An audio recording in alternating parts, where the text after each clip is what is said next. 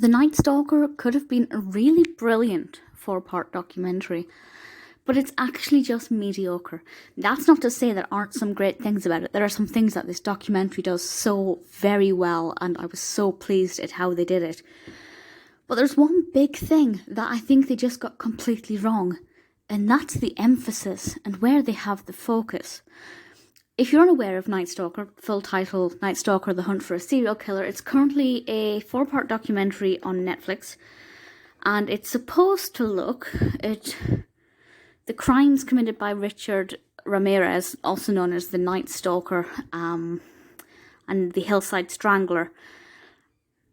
But what this documentary does instead is it looks at the detectives who solved the case, which is great. I love every documentary where it's about a killer, and then we have the detectives who are clearly proud of the work they've done, and you can see the efforts they went to solve this, and that's fantastic. But this is basically 3 episodes about the detectives, and then the 4th episode is about the killer. And that balance is way off. So that's something that I didn't like about it. And to be honest, since that's basically what the documentary is about, I thought they could have done it significantly more effectively. That's not to say that the bits about the detectives weren't interesting. It was great to hear their viewpoint and the issues they were facing at the time, how they solved different problems, the importance of the shoe prints, which plays quite a big role. But after 2-3 episodes of just hearing about the detectives and what their life was like and the recognition they then eventually got, you think this is just really self-indulgent. Even though the detectives themselves haven't made this, they haven't produced this, as far as I'm aware, this is just them talking to the camera. But the way it's been put together seems very self-indulgent on their part, and there's not really a look at Ramirez's life, who he was as a person, what his background was, how he fit into the scenes, where he lived in relation to those crime scenes, how he got hold of certain weapons, where he was when the manhunt was happening. Obviously, the 4th and final episode does touch upon some of those things really briefly, but there's no real forensic psychology. There's a tiny look at his background, but not in any great detail. And considering this is a 4-part documentary about him, and about his crimes, and about the hunt for him, and how he was able to get away with it for so long, very little of this documentary is about him. And that just feels wrong. We do get interviews with some of the victims or family members of the victims, and obviously victims who have survived. And that's great. That's always good because it always kind of makes it more authentic. And the pieces to camera were great. The interviews were brilliant. The people we heard from spoke very well and, very vividly. Nothing is sugar-coated in this. So that is great. It's very well edited, fantastically well edited. It's quite creative in some parts, but not to the extent where it feels like a gimmick, which some documentaries do go over the top, and it just feels like they're just having too much fun with this that it becomes disrespectful. But that's not the case here.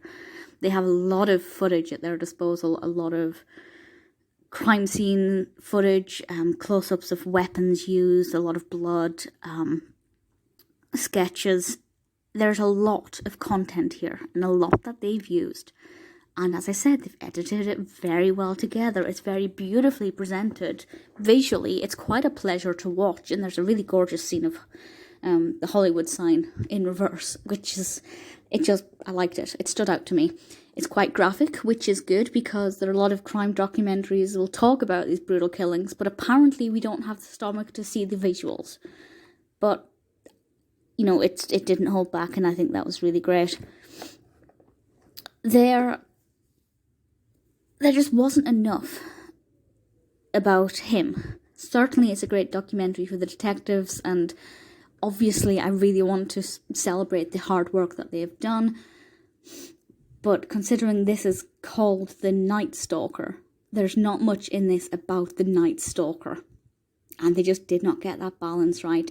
If it had been 2 episodes about the initial hunt and the detectives and the early clues, and then 2 episodes more focusing on Ramirez, maybe it would have been better, but even then I don't think the balance would have been quite right. It took far too long to get anywhere. The first episode is basically just about the background of the detectives. It only really gets going in the second episode. And I don't know, maybe they were trying to be suspenseful and withholding information about the killer, but this is not a mystery. We know who this is about. It's not an unsolved crime. They don't need to hold back the killer's name or anything about who he is or was, because we're watching it to find out more information about him and about what he did. And unfortunately, while they're going on the hunt for this person, they're not kind of tying in together what they found at the time with the killer himself. You know, we might as well have been watching it without him ever have been caught. So there's no benefit of hindsight in this. There are interesting bits. I only persevered with the 4 episodes because I knew I wanted to review it and really hoped for at least a decent final episode. The final episode was mediocre at best. The whole documentary, if it had been shorter, would have been pretty good. You know, if it had been like even a 2-hour-long documentary, I think it would have been alright. As long as they dedicated at least half of that to the killer.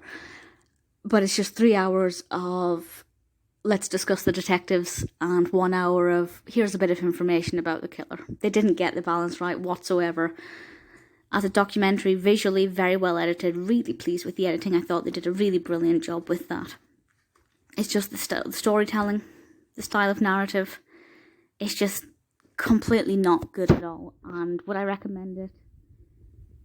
If you're into true crime like I am, then yes, I would recommend it, because there are always going to be things that you may learn. It may be a long haul, you may have to sit through 3 hours of nothing too exciting to get that one nugget of information that is new to you or quite interesting to you. But if you're not interested in true crime that much, if you're just looking for an interesting documentary, then I can recommend 1,000 more things. Night Stalker could have been amazing. It was nothing more than average.